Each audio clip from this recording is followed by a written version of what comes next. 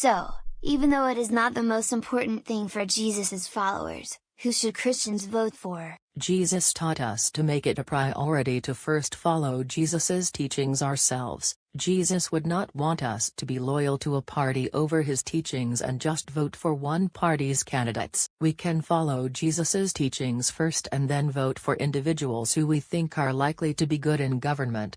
Do you think they have to be Christians to be good in government? Jesus taught us that governments are of this world and not of his kingdom, so, followers of Jesus's teachings would probably be good, but it is not necessarily a requirement. So, how do you decide who would be good in government and to vote for?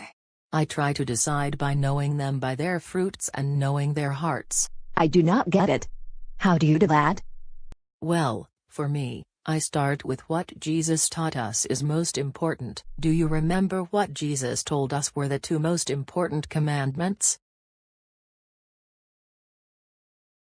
Matthew 22:37-40 Love the Lord your God with all your heart and with all your soul and with all your mind. This is the first and greatest commandment, and the second is like it, love your neighbor as yourself. All the law and the prophets hang on these two commandments.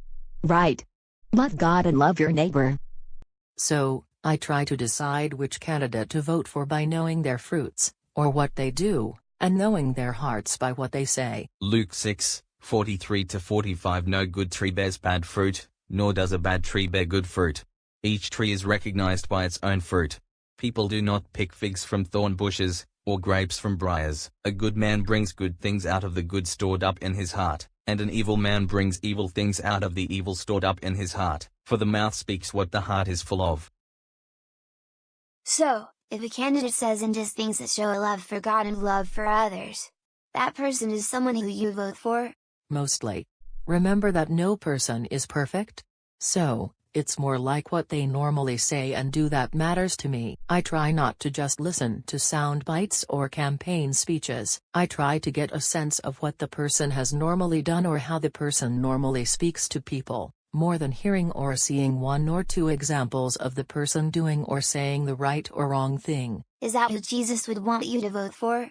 Jesus would want me to follow his teachings to love God and love my neighbors, and who I voted for to serve in a government of this world would not matter.